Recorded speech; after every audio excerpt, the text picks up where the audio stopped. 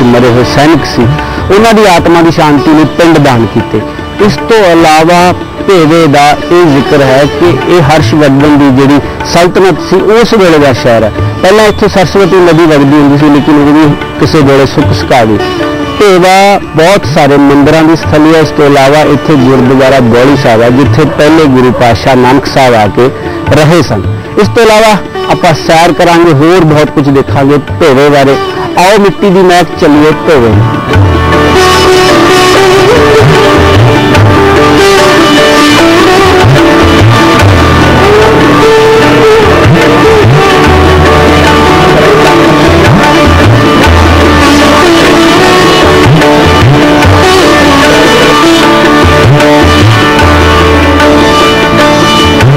जिस थां ते मैं घूम रहा हैगा ये है भेवे की एक होर तीर्थ स्थली सरस्वती तीर्थ, जिसनूं पृथुदक तीर्थ भी कहते हैं। असल दे विच ये हिंदू मैथोलॉजी दे विच दस्सिया जांदा है, खास तौर ते वेदां दे विच, पुराणां दे विच और उपनिषदां दे विच कि इस सरस्वती नदी के किनारे बनया हुआ थां है जिथे लोग पिंड दान करते हैं। यानी कि अपने पितरां की, बजुर्गों की आत्मा लई, उहदी मुक्ति लई, उहदे निर्माण लई एक तरह की क्रिया हुंदी है जिहदे विच कुछ अनाज दे कुछ पिंड इस पानी दे विच प्रवाहित किए जाते हैं कुछ खास मंत्र उच्चारण करके। एक प्रथा होर भी है कि जदों महाभारत का युद्ध होया तो बहुत सारे लोग अनाई मौत मरे, बहुत सारे लोग कुदरती मौत नहीं मरे, तो उन्होंने जी आत्मावां की मुक्ति लिए जिहड़ियां भटकदियां रहियां तो पांडवां ने इत्थे आके पिंड दान किए। अज भी उत्तरी भारत तो, पंजाब तो, हरियाणा, हिमाचल तो बहुत सारे लोग आउंदे ने जिन्हां दे दस्सिया जांदा कि पितरां की आत्मा जिहड़ी भटकदी है इत्थे आके उन्हां दे नाम ते पिंड दान करते हैं ताकि उन्होंने बुजुर्गों की आत्मावां नूं, रूहां नूं शांति मिले। इसलिए यह थां जिहड़ी बहुत पवित्र और मान्यता योग जिहड़ी हैगी है मन्नी जाती है।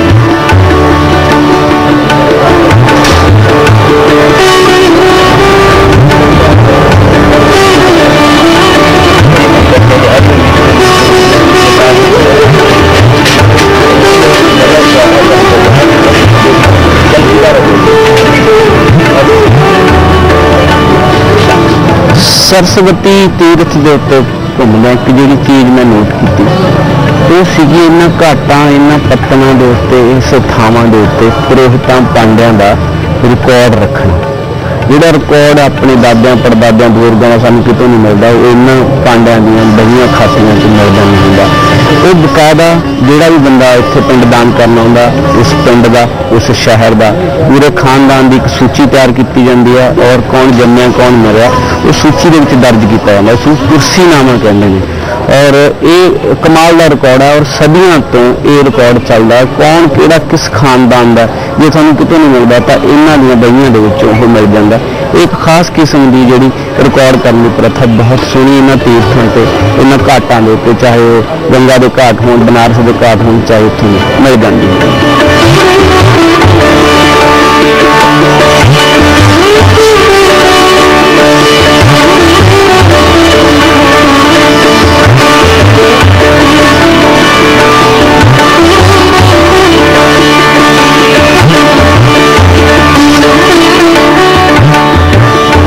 मैं हूँ खड़ा ये है कि छोटी जी पुरोहितां की जिहड़ी जगह हैगी जिथे उन्होंने अपनी बहियां रखिया हुई ने, कुर्सीनामा वंशावली जिसमें कहते रखी हुई। तो इन्ना पुराना रिकॉर्ड है, कमाल है और पुरानियां बिल्कुल जर्जर हालत में कुछ बहियां हुई ने लेकिन इन्होंने अपना रिकॉर्ड जोड़ा रखा।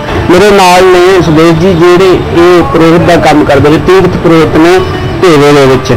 और प्रणाम जी, पहला तो मैनूं लगदा तुसीं मेरे आउण ते पुरानियां बहियां कड्ढियां होईयां ने कुछ जी जी किहदियां बहियां कुर्सीनामा किहदा ਸਾਡੇ ਕੋਲ तकरीबन सारे गुरुआं ਦੇ रिकॉर्ड हैगे आ।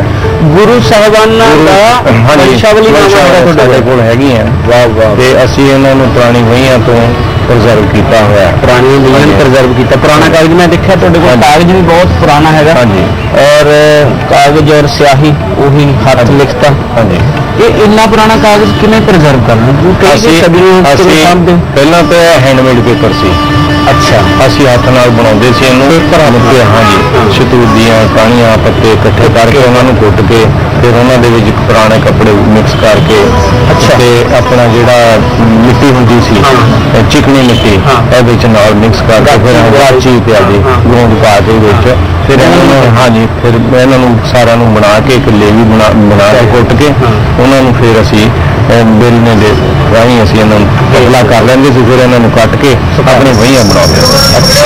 ਤੇ ਸਿਆਹੀ ਵੀ ਦੋ ਤਰ੍ਹਾਂ ਦੀ ਸ਼ਾਹੀ ਜਿਹੜੀ ਹੈ ਅਸੀਂ ਅਖਰੋਟ ਹੈ ਉਹਨਾਂ ਦਾ ਛਿਲਕਾ ਬਦਾਮ ਦੇ ਛਿਲਕੇ ਇਹਨਾਂ ਨੂੰ ਫੂਕ ਲੈਂਦੇ ਸੀ। ਇਹਨਾਂ ਨੂੰ ਫੂਕ ਹਾਂਜੀ ਤੇ ਜਿਹੜਾ ਦੀਵਾ ਸਰਸੋਂ ਦੇ ਤੇਲ ਨਾਲ ਜਲਦਾ ਸੀ ਉਹ ਉਹਦੀ ਜਿਹੜੀ ਲੌ ਤੋਂ ਜਿਹੜੀ ਕਾਲਾ ਜਾਂਦੀ ਸੀ ਉਹਨੂੰ ਵਿੱਚ ਮਿਲਾ ਕੇ ਉਹਨੂੰ ਸਾਰਿਆਂ ਨੂੰ ਕੁੱਟ ਕੇ ਗੂੰਦ ਤੇ ਇੱਕ ਕੱਠਾ ਉਹਨਾਂ ਨੂੰ ਮਿਕਸ ਕਰਕੇ ਬਰੀਕ ਫੂਕ ਇਹਨਾਂ ਨੂੰ ਫਿਰ ਉਸ ਤੋਂ ਬਾਅਦ ਇਹਨੂੰ ਉਬਾਲ ਲੈਂਦੇ ਸੀ। ਪੱਕਾ ਹੋ ਜਾਂਦਾ ਉਹਨੂੰ ਫਿਰ ਉਸ ਤੋਂ ਬਾਅਦ ਕਲਮ ਦੇ ਰਾਹੀਂ ਅਸੀਂ ਕਿੰਨੀਆਂ ਕੁ ਪੁਰਾਣੀਆਂ ਬਈਆਂ ਤੁਸੀਂ ਸਾਂਭੀਆਂ? ਸਾਡੇ ਕੋਲ ਤਕਰੀਬਨ 500-600 ਸਾਲ ਦਾ ਘੱਟੋ ਘੱਟ ਰਿਕਾਰਡ ਮਿਲ ਜਾਂਦਾ। ਘੱਟੋ ਘੱਟ 12-13 ਪੀੜ੍ਹੀਆਂ ਤੋਂ ਘੱਟੋ ਘੱਟ ਹਰ ਤਕਰੀਬਨ ਜਿਹੜੀ ਸਾਡੇ ਕੋਲ ਫੈਮਿਲੀ ਰੈਗੂਲਰ ਆਉਂਦੀ ਰਹੀ ਹੈ ਉਹਨਾਂ ਦੀ ਸਾਡੇ ਕੋਲ ਮਿਲ ਜਾਂਦੀ। ਇਹਨਾਂ ਦਾ ਰਿਕਾਰਡ ਤੁਸੀਂ ਸਾਂਭਦੇ ਕਿਵੇਂ? ਆਂਕੜੇ ਕਿਵੇਂ ਸਾਂਭਦੇ? ਇੰਨਾ ਆਂਕੜਾ ਕਿਵੇਂ ਸਾਂਭਦੇ? ਇੰਨੀ ਅਸੀਂ ਅਸੀਂ ਨਾ ਸਾਡੀ ਵਹੀਆਂ ਦੇ ਵਿੱਚ ਅਸੀਂ ਇਹਨਾਂ ਦੇ ਇੱਕ ਇੰਡੈਕਸ ਬਣਾਇਆ ਹੋਇਆ।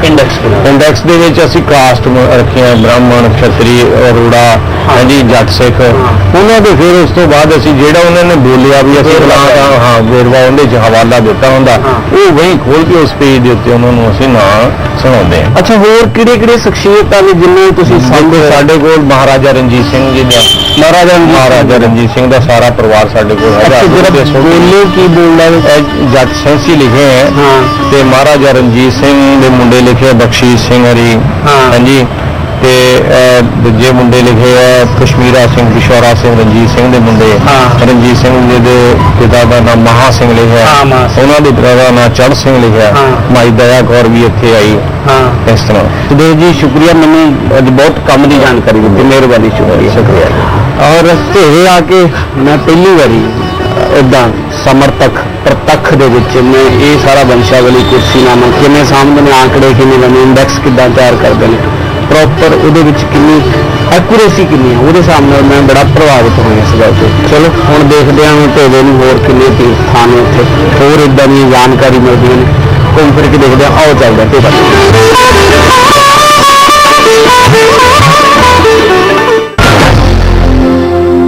ਟੈਰਰਿਜ਼ਮ ਦੀ ਲੜਾਈ ਜਿਹੜੀ ਹੈ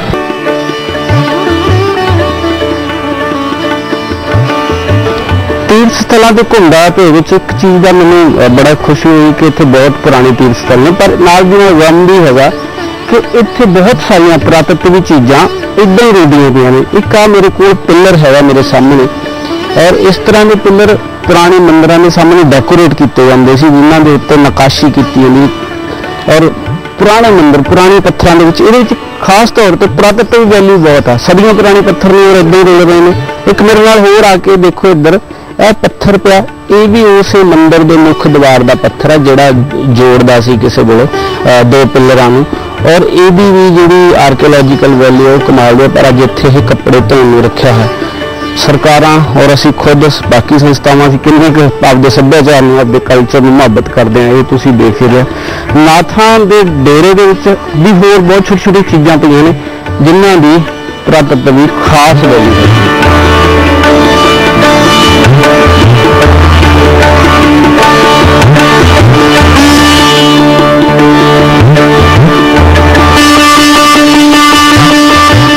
एक डेरा हैगा मंदिर है नाथ गरीब नाथ जी का, और इस डेरे के बारे दस्या जाता है, इस मठ बारे दस्या जाता है कि ये भी उन्ना ही पुराना मंदिर डेरा मठ कह लो जिन्ना पुराना सरस्वती तीर्थ है। ਜਿਹੜੇ ਸ਼ਰਧਾਲੂ ਇੱਧਰ ਪਿੰਡਦਾਨ ਕਰਨ ਆਉਂਦੇ ਸੀ ਤੇ ਇੱਧਰ ਨਾਥਾਂ ਦੇ ਦਰਸ਼ਨ ਵੀ ਕਰਕੇ ਚੱਲਦੇ ਸੀ। ਤੇ ਇਸੇ ਮੰਦਿਰ ਦੇ ਵਿੱਚ ਇੱਕ ਬਹੁਤ ਪੁਰਾਣਾ ਸ਼ਿਲਾ ਲੇਖ ਲੱਗਿਆ ਹੈ ਜਿਹੜੇ ਮੈਂ ਤੁਹਾਨੂੰ ਦਿਖਾਉਣਾ, ਔਰ ਉਸ ਸ਼ਿਲਾ ਲੇਖ ਬਾਰੇ ਦੱਸਿਆ ਮੈਂ ਕਿ ਉਹ ਹਰਸ਼ ਸੰਮਤ 2072 ਦੇ ਆਸ-ਪਾਸ ਦਾ ਹੈ। ਨਾਥ ਗਰੀਬ ਨਾਥ ਦੇ ਡੇਰੇ ਦੇ ਉੱਤੇ ਮੈਂ ਪੁੱਜਾ, ਇੱਕ ਇੱਥੇ ਸ਼ਿਲਾ ਲੇਖ ਆ, ਔਰ ਸ਼ਿਲਾ ਲੇਖ ਦੇ ਉੱਤੇ ਜਿਹੜੀ ਲਿਪੀ ਹੈਗੀ ਆ ਮੈਨੂੰ ਤਾਂ ਖੈਰ ਪੜ੍ਹਨੀ ਨਹੀਂ ਆਉਂਦੀ। ਇਸ ਨੂੰ ਦੱਸਣ ਵਾਲੇ ਦੱਸਦੇ ਨੇ ਕਿ ਇਹ ਨਾਗਰ ਲਿਪੀ ਹੈਗੀ ਆ ਔਰ ਇਸ ਦਾ ਜਿਹੜਾ ਸਮਾਂ ਹੈਗਾ ਉਹ ਹਰਸ਼ ਸੰਮਤ ਦਾ ਸਮਾਂ ਬਣਦਾ 276। ਨਾਗਰ ਲਿਪੀ ਦੇ ਵਿੱਚ ਲਿਖਿਆ ਹੈ ਕਿਉਂਕਿ ਇੱਥੋਂ ਦੇ ਪੰਡਤ ਜੀ ਨੇ ਦੱਸਿਆ, ਪੁਜਾਰੀ ਨੇ ਦੱਸਿਆ ਕਿ ਇਹ ਨਾਗਰ ਲਿਪੀ ਦੇ ਵਿੱਚ ਹਰਸ਼ ਸੰਮਤ 276 ਹੈ ਔਰ ਇੰਨਾ ਪੁਰਾਣਾ ਲੇਖ ਸ਼ਿਲਾ ਲੇਖ ਹੈਗਾ ਔਰ ਇੱਥੇ ਸਾਂਭਿਆ ਹੈ। ਭਾਵੇਂ ਆਸੇ ਪਾਸੇ ਬਾਅਦ ਦੇ ਵਿੱਚ ਇਹਨੂੰ ਸਮਿੰਟਡ ਕੀਤਾ ਗਿਆ ਹੈ, ਲੇਕਿਨ ਇਹਦੇ ਵਿਚਕਾਰ ਇਹ ਜਿਹੜਾ ਸ਼ਿਲਾ ਲੇਖ ਹੈ ਜਿਸ ਪੱਥਰ ਦੇ ਖੁਣਿਆ, ਹੁਣ ਪੱਥਰ ਵੀ ਖੁਰ ਰਿਹਾ ਥੋੜਾ ਥੋੜਾ, ਪਰ ਲਿਪੀ ਤੇ ਉਸਦੇ ਵਿੱਚ ਲਿਖੇ ਹੋਏ ਅਕਸ਼ਰ ਮੌਜੂਦ ਨੇ। ਤੇ ਇਹਦੇ ਵਿੱਚ ਖਾਸ ਕਿਸਮ ਦੀ ਉਸ ਵੇਲੇ ਦੀ ਰਾਜਿਆਂ ਦੀ ਬੈਠਕ ਦਾ ਜ਼ਿਕਰ ਹੈ ਵੀ ਇਸ ਜਿਹੜੀ ਪਵਿੱਤਰ ਥਲੀ ਹੈਗੀ ਆ ਸਰਸਵਤੀ ਤੀਰਥ ਦੇ ਵਿੱਚ, ਇਹਦੇ ਵਿੱਚ ਇਹਦੀ ਇਨਕਮ, ਇਹਦੀ ਆਰਥਿਕਤਾ ਕਿੰਨੇ ਤੇ ਕਿੰਨਾ ਵੰਡੀ ਜਾਵੇ, ਇਹਦੇ ਵਿੱਚ ਉਹਦਾ ਜ਼ਿਕਰ ਹੈਗਾ ਔਰ ਇਹ ਇੰਨਾ ਪੁਰਾਣਾ ਸ਼ਿਲਾ ਲੇਖ ਇੱਥੇ ਸਾਂਭਿਆ ਵੀ ਇਹ ਸ਼ੀਸ਼ੇ ਦੇ ਵਿੱਚ ਕਰ ਦਿੱਤਾ ਜਾਂਦਾ, ਪਰ ਫਿਰ ਵੀ ਬਾਰਿਸ਼ਾਂ ਦੇ ਵਿੱਚ ਤੇ ਹੋਰ ਮੀਂਹ ਕਣੀ ਦੇ ਵਿੱਚ ਇਹ ਖੁਰ ਰਿਹਾ।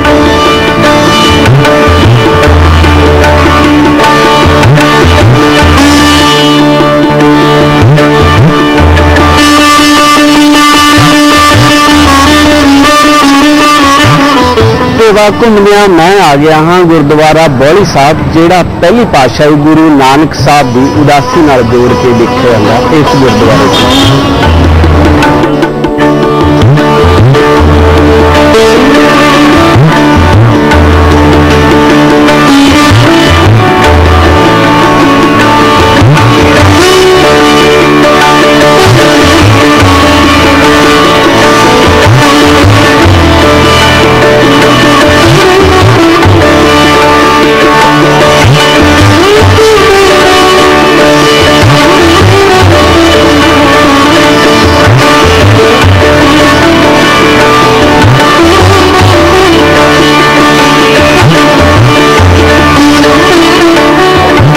ਹੈ ਗੁਰਦੁਆਰਾ ਬੋਲੀ ਸਾਹਿਬ, ਜਿੱਥੇ ਗੁਰੂ ਨਾਨਕ ਸਾਹਿਬ ਜਦੋਂ ਪਹਿਲੀ ਉਦਾਸੀ ਵੇਲੇ ਇੱਥੇ ਠਹਿਰੇ ਔਰ ਇੱਥੇ ਲੰਬਾ ਸਮਾਂ ਬੰਦਗੀ ਵੀ ਕੀਤੀ।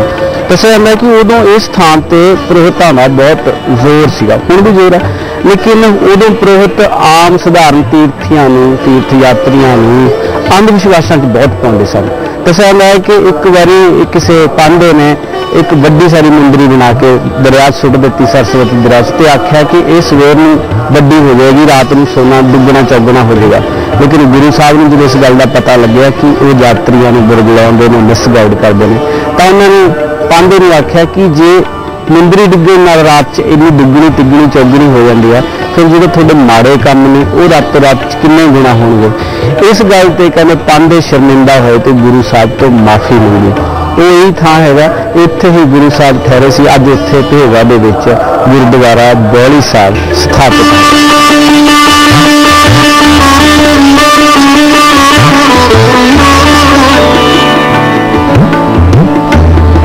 ਗੁਰਦੁਆਰਾ ਸਾਹਿਬ ਦੀ ਇਮਾਰਤ ਦੇ ਬਿਲਕੁਲ ਸੱਜੇ ਪਾਸੇ ਇੱਕ ਬੋਲੀ ਹੈਗੀ, ਜਿਹੜੀ ਪੁਰਾਤਨ ਬੋਲੀ ਜਿਹਨੂੰ ਅਜੇ ਵੀ ਸਾਂਭਿਆ ਗਿਆ ਹੈਗਾ, ਜਿੱਥੇ ਗੁਰੂ ਸਾਹਿਬ ਬੈਠ ਕੇ ਬੰਦਗੀ ਕਰਦੇ ਸਨ ਤੇ ਪਾਣੀ ਜਲ ਛਕਦੇ ਸਨ।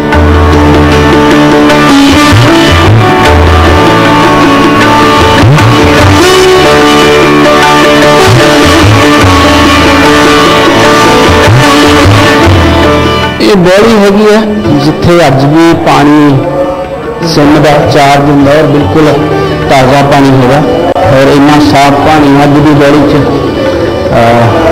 ਕਿਸੇ ਵੇਲੇ ਬੜੀ ਪੁਰਾਤਨ ਇੱਟ ਲੱਗੀ ਹੁੰਦੀ ਸੀ, ਪੁਰਾਣਾ ਜਿਹੜਾ ਦਿੱਖ ਸੀਗੀ ਔਰ ਬਿਲਕੁਲ ਖੁੱਲੀ ਡੁੱਲੀ ਜਗ੍ਹਾ ਸੀ। ਅੱਜ ਇੱਥੇ ਮਾਰਬਲ ਲੱਗ ਗਿਆ, ਟਾਈਲਾਂ ਲੱਗ ਗਈਆਂ, ਥੋੜਾ ਜਿਹਾ ਮਾਡਰਨ ਹੋ ਗਿਆ, ਲੇਕਿਨ ਬੋਲੀ ਦੀ ਇੱਕ ਸਿਮਤ ਦੀ ਯਾਦ ਇੱਥੇ ਵੀ ਸਾਂਭ ਕੇ ਰੱਖੀ ਹੋਈ ਹੈ।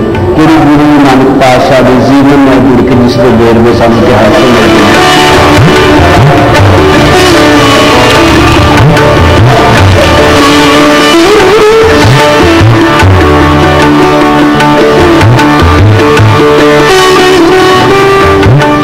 ਜਦੋਂ ਮੈਂ ਪੁਰਾਣੇ ਬਾਜ਼ਾਰ 'ਚ ਲੰਘ ਰਿਹਾ, ਇੱਕ ਵੱਡਾ ਬਹੁਤ ਵਿਸ਼ਾਲ ਗੇਟ ਇੱਥੇ ਅੱਜ ਵੀ ਮੌਜੂਦ ਹੈ, ਪੁਰਾਣੀ ਇੱਟ ਦਾ ਬਣਿਆ ਹੋਇਆ, ਔਰ ਇਹ ਹੈ ਪੁਰਾਣਾ ਬਾਜ਼ਾਰ, ਜਿਸ ਨੂੰ ਬ੍ਰਾਹਮਣ ਬਾਜ਼ਾਰ ਵੀ ਕਹਿੰਦੇ ਨੇ। ਖਾਸ ਤੌਰ ਤੇ ਇੱਥੇ ਚਾਰੇ ਪਾਸੇ ਪੁਰੋਹਿਤਾਂ ਦੀਆਂ ਜਿਹੜੀਆਂ ਦੁਕਾਨਾਂ ਨੇ, ਜਿਹੜੇ ਆਪਦੇ ਕੁਰਸੀਨਾਮੇ ਦੇ ਵਿੱਚ ਆਪਦੇ ਜਜ਼ਮਾਨਾਂ ਨੂੰ ਉਡੀਕਦੇ ਨੇ, ਉਹਨਾਂ ਦੇ ਜਿਹੜੇ ਪੁੱਤਰ ਨੇ ਉਹਨਾਂ ਦੀ ਮੁਕਤੀ ਲਈ ਪਿੰਡ ਦਾਨ ਕਰਦੇ ਨੇ, ਔਰ ਇਹ ਪੂਰਾ ਬਾਜ਼ਾਰ ਪੁਰੋਹਿਤਾਂ ਦੇ ਨਾਲ ਹੈ, ਪੁਰੋਹਿਤਾਂ ਦਾ ਹੈਗਾ, ਇਸ ਲਈ ਇਸ ਨੂੰ ਬ੍ਰਾਹਮਣ ਬਾਜ਼ਾਰ ਵੀ ਹੈ। ਭੇਵੇ ਦੇ ਤੀਰਥ ਥਾਵਾਂ ਤੋਂ ਘੁੰਮਦਾ ਘੁੰਮਦਾ ਮੇਰੀ ਮੁਕਤੀ ਨਹੀਂ ਹੋਈ।